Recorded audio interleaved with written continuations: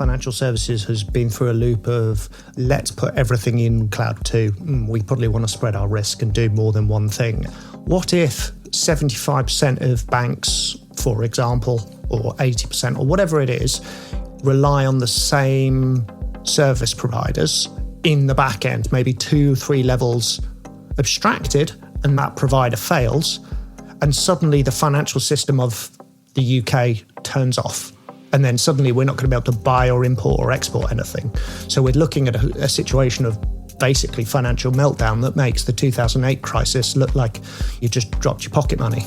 It would be huge if that system went down, even if it was momentarily. Right, well, that sounds like a bit of a doomsday scenario. It's very, very unlikely to happen, but worth thinking about. Because we've all worked with the cloud for a decade or more. It's nothing new, we've all heard of it before, and there's a reasonable chance you're using it right now to listen to this show. In fact, 93% of businesses are on the cloud in some way, shape, or form. Honestly, it's surprising that number isn't higher. The cloud has become such a huge part of the way we do business over the last decade that it's hard to imagine a world without it. And it's brilliant. For most organisations, it's everything they need.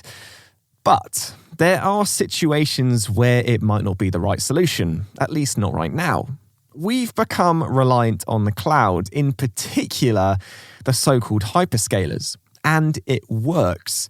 It works so well that we're happy to throw everything at it, from photos to the kitchen sink, without necessarily stopping to think if we should. In this episode, we're going to look at whether the blue skies of the cloud might be starting to look like storm clouds and explore some of the issues which are starting to appear as humanity goes cloud native. This is part 1 of a 2-part special about cloud computing. In the next episode, we're going to look at a couple of the solutions and how the best way to use the cloud might be to go hybrid, whatever that means.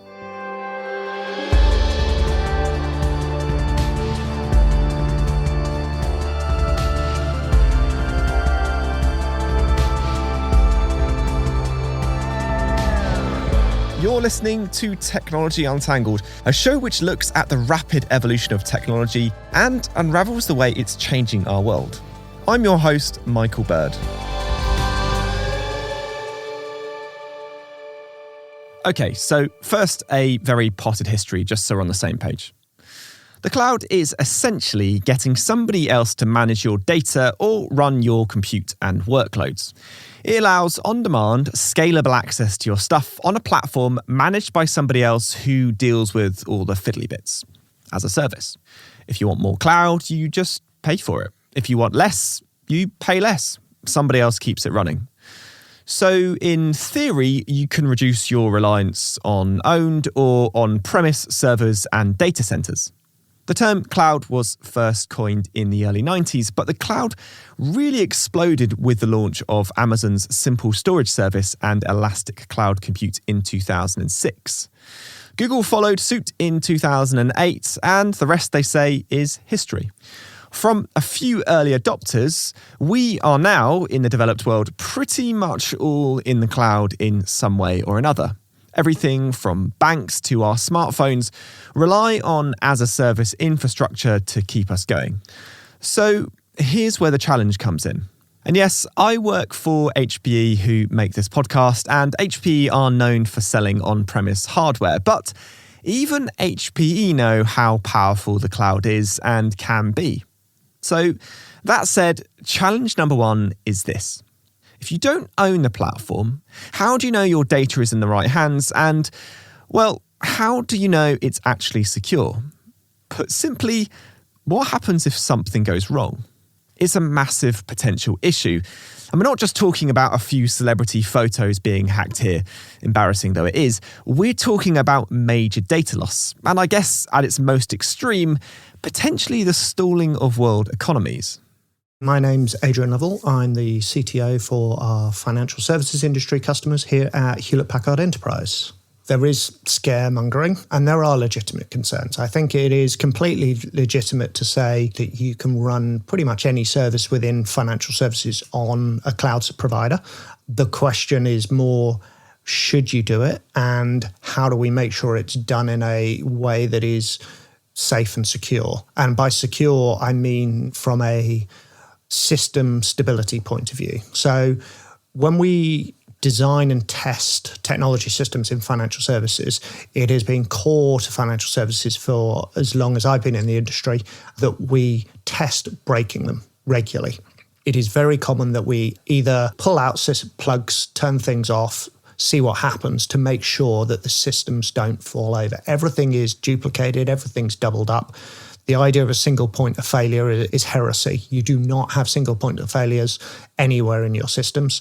Every single disaster scenario is documented. There's a manual that says if this thing breaks, this is what happens. The challenge is when we get into consuming things as services, we need to look at what is that service. Fine, I might have some SLAs from a service provider, but what if that service provider fails to meet those SLAs? What's our plan B? Okay, fine, we'll have two service providers. We use service provider A, service provider B. And therefore, if A fails to meet their SLAs, we'll flip over to B. Everything's good. The problem is, what if service provider A and B somewhere down the line are both using the same core underlying infrastructure or technology platform? That way, one failure can take out both your service providers and suddenly your whole environment's fallen over. And that's a problem you didn't really have when it was all in your own data center being managed yourself because you knew end to end the entire stack. Now you don't. And that's pretty bad for an individual firm. But where it gets really concerning and where the regulators are now looking at or starting to talk about what should we do here is what if 75% of banks, for example, or 80% or whatever it is, rely on the same service providers in the back end, maybe 2-3 levels abstracted, and that provider fails, and suddenly the financial system of the UK turns off. Firstly, it's unlikely just to impact the UK, but let's, for argument's sake, say it is the UK. The financial service system just turns off because of a technology outage. That effectively will impact the value and the worth of the pound sterling. It could halve, it could go much lower, and suddenly, A, you can't pay people, and B, you can't go to the shops, and that's kind of a bit annoying. But if the value of the pound is based on the rest of the world having a level of trust that the economy of the UK is as it is and relatively secure and relatively stable, and then suddenly it isn't, the pound isn't going to be worth anything. And then suddenly we're not going to be able to buy or import or export anything. So we're looking at a situation of basically financial meltdown that makes the 2008 crisis look like you just dropped your pocket money. It would be huge if that system went down, even if it was momentarily. So that's what the sort of problem we're looking at now is how do we legislate for that? Do we call certain downstream technology providers critical infrastructure and regulate them? Or do we require financial institutions to understand more about the technology architecture of all of their providers? Or do we tell people not to use these things? I guess some people listening might think, oh, that will never happen. But that has happened with some of the content delivery networks that protect some of the website. I mean, there was I can't remember which company, but they had an outage. It took a load of websites out for a couple of hours. So it's not a million miles away from that, really, is it? No, it's not. And even if it was, fundamentally, that's what we do in financial services. We assume that the thing that's never going to happen might happen. And as soon as it happens somewhere, even if it doesn't happen in our industry, we plan in case it does. So a good example would be 9/11. Prior to 9/11, we didn't really have regulations around the number of miles that you had to have between data centers. And then suddenly a whole bunch of data centers went out at the same time in 9/11, and we went, let's get some more legislation around that. So now there is legislation around geographical disbursement of technology. Nevertheless, despite the theoretical risks of global economic meltdown, it seems more and more organisations are moving to the cloud, with several governments, including the UK and soon South Africa, to declare themselves cloud first and prioritise digital transformation ahead of traditional on-prem IT. So what's driving this transition forward, despite the risks to your data and technology being owned by a third party you can't control? Alex Hilton is the CEO of the Cloud Industry Forum, a body which promotes responsible cloud adoption and conducts annual research into digital transformation trends. His answer probably won't surprise you. Every year in the 12 years we've been running our research, security has been the big inhibitor or barrier to cloud adoption. So people have been making that step. As we move forward now, we really are seeing significant changes in there as organizations have really embraced what cloud can deliver for them. So it is starting to save money. And indeed, 96% of our organizations that we surveyed believe that cloud has saved them money. I talk about three kind of basic tenets of cloud technology. I talk about flexibility, agility, and scalability. And if you go, what does that actually mean to our business? It's like, well, every business wants to be flexible because they've got to adapt to situations. They've got to be agile because they've got to move quickly around that. And you want to be able to scale, whether your business is growing or indeed slowing. There's periods of austerity at the moment, but also many businesses have seasonal aspects to what they do in all kinds of sectors. People have had to adapt unbelievably quickly over the period of the pandemic with these changing working priorities that they've suddenly realized. And actually cloud over the pandemic genuinely has proved its worth. Where people were hamstrung and tied to offices and so forth, we don't need to be doing that anymore. They've been moving into infrastructure, SaaS services, the likes of Office 365, Microsoft 365. Those are all easy, low-hanging fruit for businesses to adopt. And I think cloud has really proven its worth as a technology in its most holistic sense, and that will continue. I guess that money, that cost saving, could also be like people's time in that sense. That's a good point. We don't consider, how we power our houses or our offices these days. We don't have somebody doing that. That's just a service that we pay for that comes into the building, and that's great. And then what we can do is free up our time to make sure we're thinking about, how we're now going to use that capability. If they're moving to this technology, you are, to all intents and purposes, outsourcing your technology. So do you need an IT department? Well, yes, you still do need an IT department, but you can repurpose some of the people in there to actually look at fundamental things that your business might need to grow. So cloud services are becoming more popular and saving organizations time and money, particularly when it comes to the easy stuff like simple storage, emails, and office operations. So that brings us to challenge number 2. What about the more complicated products and projects that major organizations work on? Russell MacDonald is Chief Technologist at HPE, covering hybrid cloud, and he used to work for cloud hyperscaler Amazon Web Services. So I started really experimenting with cloud in 2011. Amazon had been going a few years, maybe about 3 years. Google Cloud was just starting out with some very basic services. But the interesting thing about cloud back then was it did IT in such a very different way. And you had this almost unlimited scale and great performance. That was kind of where I started and got really kind of evangelical about the potential for cloud to radically change the way we do compute. I think what happened subsequently was that enterprises always had concerns about, but what about my virtual machines, and what about security, and what, quite rational concerns, because enterprises had spent years and decades defining governance and processes and service management and, basically how do you run IT. And so those were all the objections initially to why you would adopt cloud. But eventually that turned into, well, I want to put my VMs in the cloud. I want to do more of that day-to-day compute in the cloud. So we've really kind of evolved from cloud being radically different to what we used to do, to cloud being this kind of, well, you can do almost anything IT related on these platforms.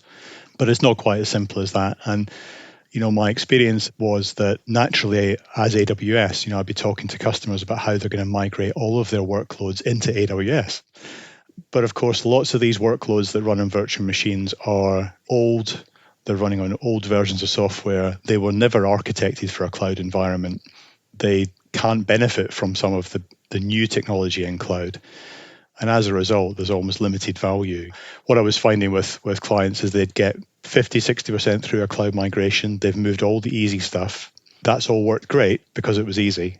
And then they get to some of this kind of old, burgeoning, highly architected, highly interconnected stuff with large volumes of data, and it starts to get difficult.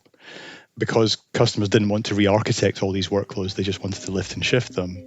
They'd persist at this, but then you end up, we kind of coined this phrase unconsciously hybrid, which is you've not been able to exit the old environment completely, but you've also adopted a cloud environment, and you end up with a compromise. You're using both environments, maybe not in the way you intended, and maybe you're not getting the full benefits of both. And I think there was a lot of fashion for kind of going all in on cloud and simplicity.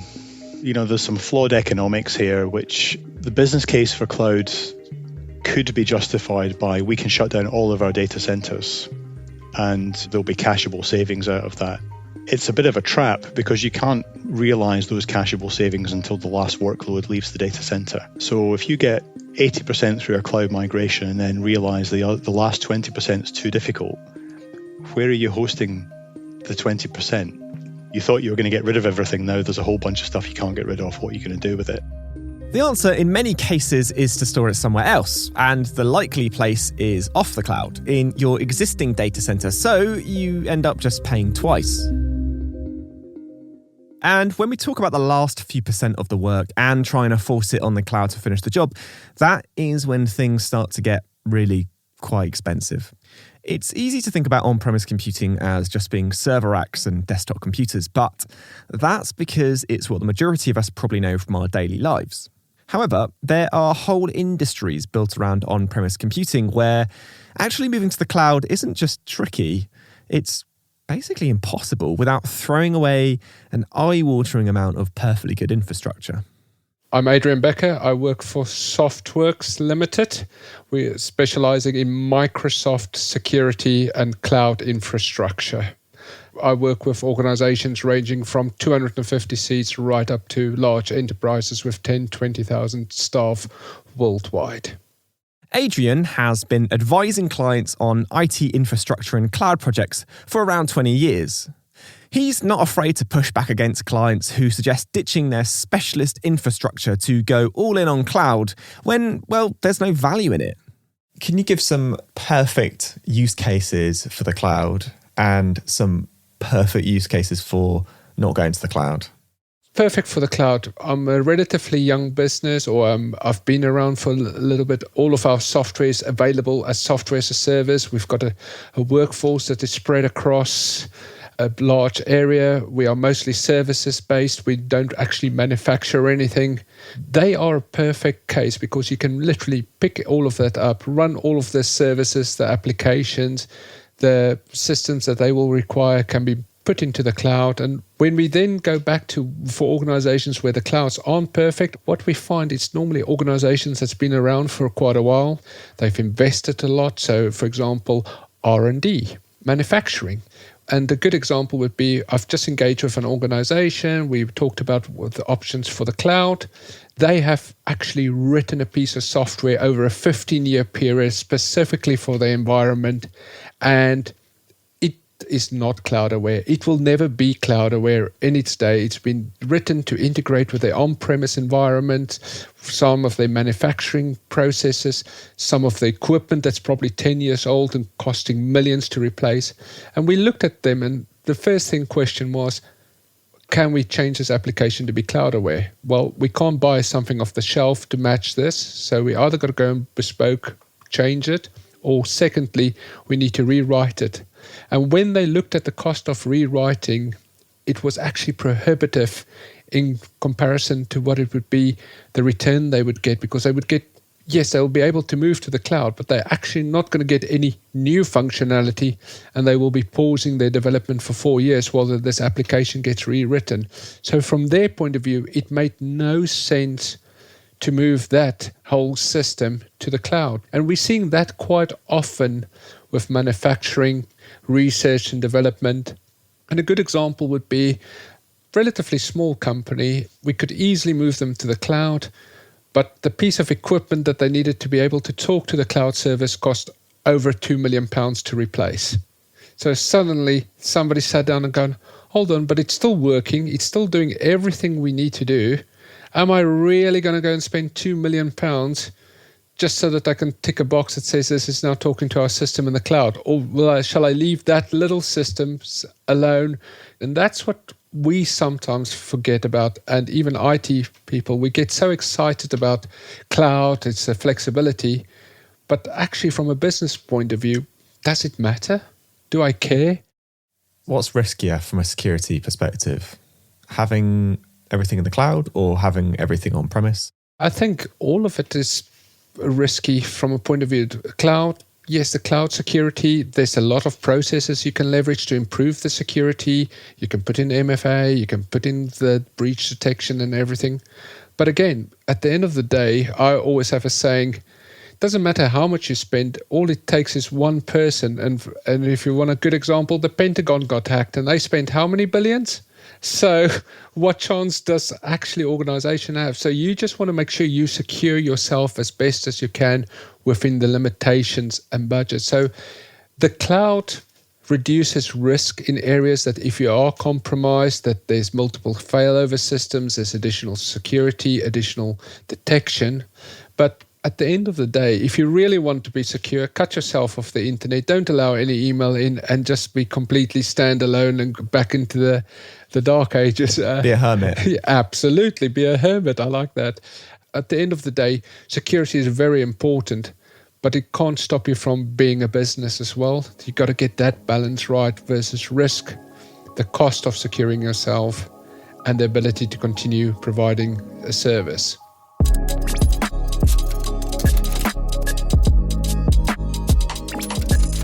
It's an interesting point, and one I wanted to put to Alex Hilton. Clearly, there must be some organisations where there is stuff that they currently can't put into a cloud server, can't put onto a hyperscaler at the moment for whatever reason. Do you think that's likely to always be the case, or do you think in another 10 years' time, everything's going to be put into public cloud or a hyperscaler or similar? Yeah, very good question. I think it will take time. And I think there will be some organizations and some applications that will always be reluctant to move to cloud. Okay. And that might simply be because they're secure, or the individuals have maybe a lack of trust in there, or in actual fact, what we describe, within the industry as legacy technology. Okay. So organizations do still use mainframes. They do still exist. A lot of enterprise organizations still have a mainframe in use within their organization. The principle, if it ain't broke, don't fix it, does apply in here. There are benefits to using on-premise technology, absolutely. And I'm not for a moment shying away from that. Organizations actually, and again, our research backs this up, the biggest challenge organizations have in moving to cloud services nowadays is actually not security, it's about legacy and legacy compatibility and implementation in there. So how do I migrate my on-premise service to a cloud-based service? And that's a big issue that organizations really have to figure out how to overcome. It's a challenge for many major organisations, and one which you could argue is holding them back. On the other hand, as Adrian and Alex said, if it's not broke, why fix it? I'm interested to know, though, how this affects probably one of the most important industries of them all, financial services, where time literally means money.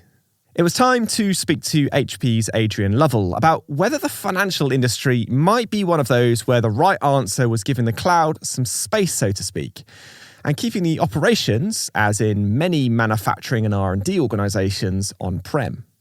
And if not, how do we keep key cloud infrastructure IT safe and secure? Can you talk to me a little bit about cloud adoption in financial services? Seems like it could be something that's, not necessarily compatible. You'd be surprised. It's fairly widespread. I think it's one of those industries that has been pretty much at the forefront of technology for years and years. It's very much a technology-driven industry. Different levels of maturity across, as you would get on any industry. But if anything, financial services has been through, most firms anyway, have been through a loop of let's put everything in one hyperscaler to we probably want to spread our risk and do more than one thing, and adopting cloud with multiple hyperscalers, multiple on-premises data centers and multiple colo sites as well. That seems to be where most people are, and the industry as a whole seems to be trying to find where that sweet spot is rather than debating should there be a sweet spot. Pandora's box is opened. We're not going to be able to ban these things. What's the right answer? And there's lots of questions and there's lots of potential solutions. The problem is we've got to do it in a way that A, doesn't put an undue burden on the financial services firms in question, and B, doesn't damage the technology industry, because especially in the UK is pretty much the centre of the FinTech world from a financial technology point of view. We don't want to destroy all the new companies offering services to financial services companies by unduly regulating them, but we do need to protect the system. I suppose the perception of financial services is that there's just tons and tons of regulation and checks and balances. Around the cloud, there must just be loads of regulation about where you can put stuff, how you can put stuff, data retention, that kind of stuff. The financial services industry has typically been very good at regulating technology because it's been doing so for so long. Regulation hasn't really changed that much as it pertains to using cloud services, because most regulatory frameworks are around showing that your business is resilient and that your customers are protected regardless of what your technology choices are. So it is very much beholden upon the financial institution in question to demonstrate the technology choices they've made are appropriate or not, which is often the hurdling block for people, is their internal departments don't really know how some of these more modern technology services work. But regulation is beginning to look a little closer at the technology itself rather than simply looking at the outcomes, which is traditionally what we've done. We're beginning to get concerns, definitely from the UK regulators and the EU. I think the US are coming along as well with similar concerns around concentration of risk, which is if all financial institutions are reliant on the same one or two services and those services fail or have an issue, then what happens? Because then we have a more systemic risk to the financial system of the planet, and that would be a pretty bad day for everybody, not just those of us that work in financial services. It's hard to believe that the world economy could be based on a potentially breakable technology system, but helpful, if nothing else, to know that the problem has been identified and that banks and regulators are coming up with solutions and testing for failure. But even so, it's hard to believe that there's literally no limit to what can be put onto services owned by somebody else, be that banks or much smaller, less regulated organisations. And that brings up challenge number 3. Who owns what we do on the cloud? Neil Williamson is a commercial lawyer. He runs EM Law based near London's Old Street, known as the Silicon Roundabout for the huge number of startups and tech giants with offices on or around the junction. Among many other things, his firm specialises in making sure that tech-heavy businesses are compliant and safe when it comes to collecting and storing data, particularly on the cloud, which does sound like the kind of thing you'd want lawyers for.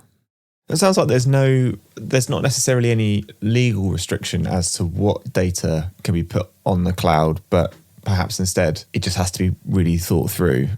There are no laws that say, not in the UK at least, that say you can't put this in the cloud. You're right. You've got a responsibility as a data controller to make sure the data's secure. So you need to make your own assessment about that to figure out what's appropriate. Do you think there would ever be a shift where the government would either mandate or advise as to what types of data can live in the cloud? Yeah, no, it's a good question. At the moment, the government policy is cloud first. That's the message that is sent out to all the government departments when they're thinking about buying a software solution.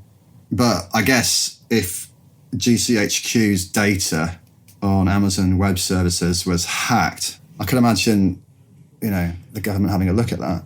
One likes to think that a lot of risk assessment has been done already. I'm sure it has. The assessment has been that it's more secure to put data in the cloud. The problem with the cloud is that you can end up losing a bit of control. You're entrusting your data to somebody else. That's the issue, really. It sounds like if you work with a lot of startups, a lot of them will be using software as a service. A lot of them will be putting their data in the cloud. So what do these organisations need to be considering? If you want to buy SaaS services, you're the customer, then not all SaaS providers are gathering vast amounts of personal data, but quite a few of them are. The question is, how much personal data will you be giving? If you're getting a solution that really is about helping your business processes, they are going to be getting some of your staff's login details, names, addresses, emails. If that's all it is, you don't need to really worry too much about that, frankly. If the SaaS provider is going to be taking health record data, that's a different ballgame altogether. So you need to be damn sure that you're working with someone who is robust and who's doing things properly. Either way, you're going to be entrusting a SaaS supplier with a load of personal data, so you need to make sure that the SaaS provider is going to look after it properly, because you are the data controller. You're responsible for making sure that the data is kept securely and that the data subjects whose personal data you collected, that they are aware of what you're doing with that data, where it's held, who has access to it, etc., etc. So as a data controller, you've got a lot of responsibilities. So when you're choosing a SaaS provider, you've got to make sure that you're choosing someone who's going to look after that data. You're going to have proper contracts in place with them. And the SaaS provider is worth suing, frankly, in case things do go wrong.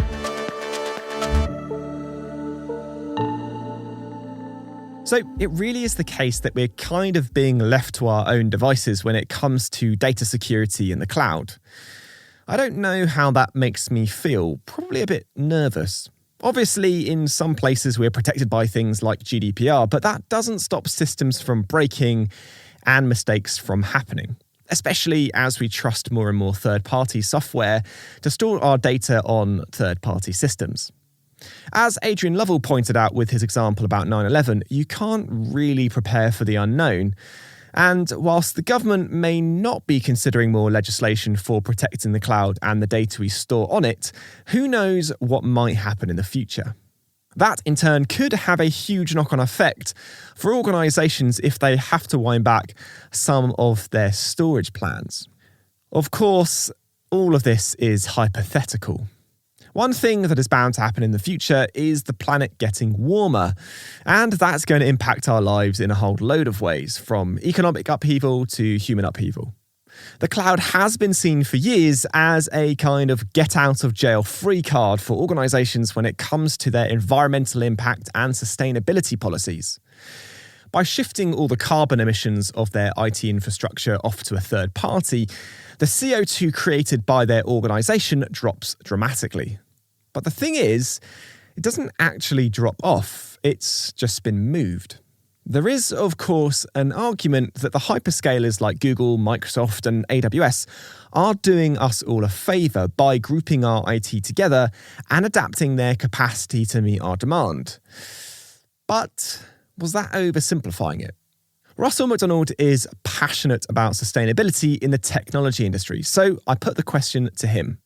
Surely they've got racks and racks of servers. They can switch those servers off. They could power it from a big wind turbine or some solar panels or some batteries. They can optimize everything, voltages on CPUs within an inch of its life. That must be a more efficient, more sustainable way to doing it than buying lots of different versions of the same thing in lots of tiny little data centers or relatively small data centers dotted around the world. Surely that's more sustainable. What you're getting with cloud is hyperscale. It's hyperscale automation. So there are benefits, and these companies got deep pockets, so they can buy shares in wind farms and solar farms and all those sort of things, which is great. Although this isn't the cloud provider's fault, but just in general with IT is one of the fastest growing sectors in the world. We're already consuming more energy as an IT sector than the whole of air travel globally, and we're growing exponentially year on year.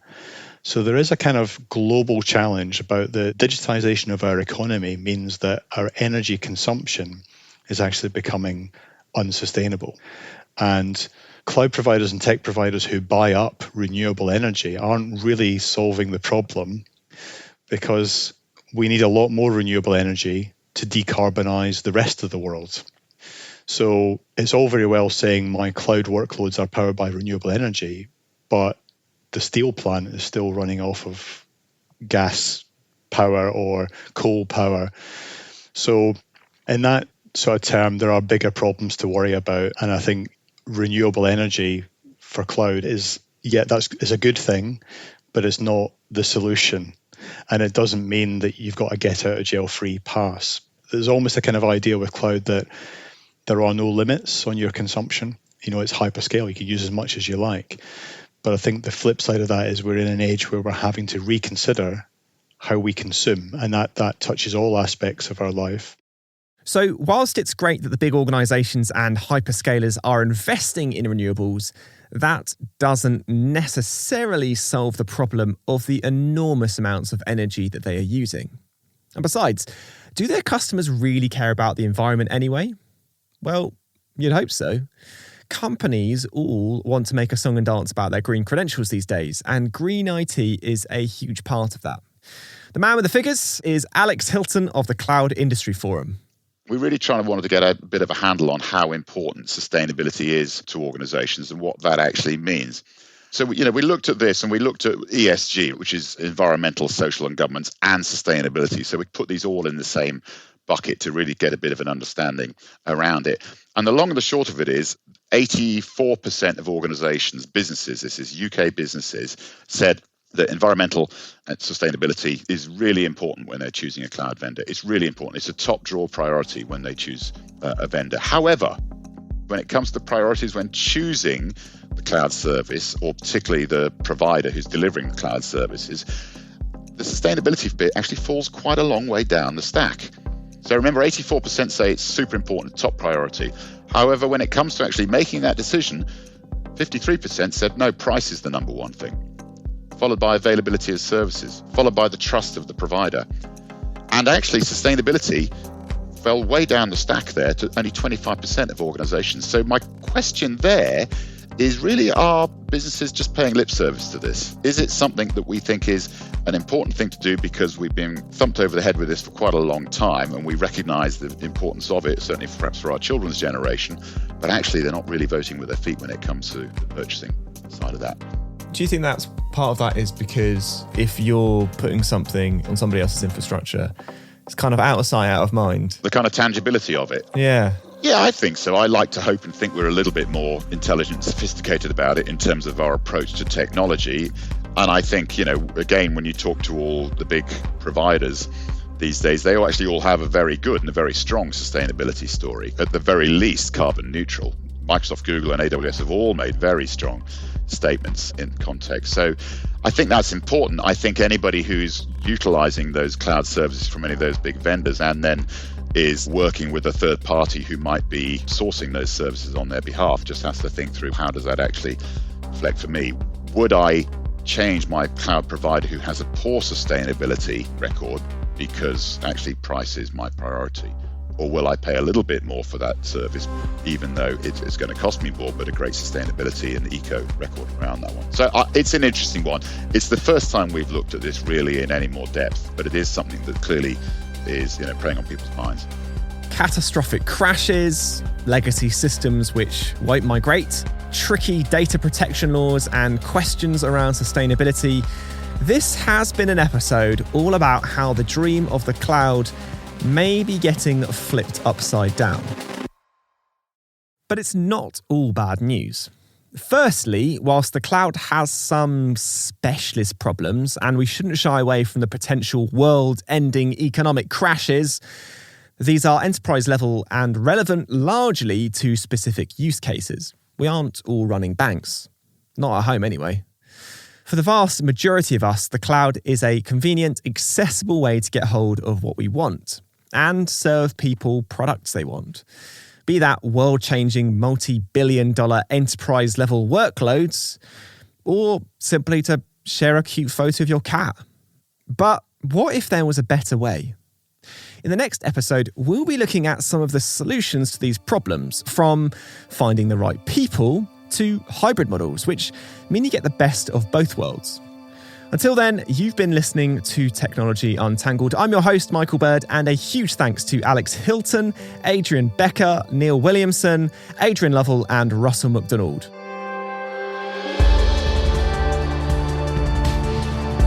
You can find more information on today's episode in the show notes, and be sure to hit subscribe on your podcasting app of choice so you don't miss out when our next episode lands, and to catch up on the last two series. Today's episode was written and produced by Sam Datter and me, Michael Bird. Sound design and editing was by Alex Bennett, with production support from Harry Morton and Sophie Cutler.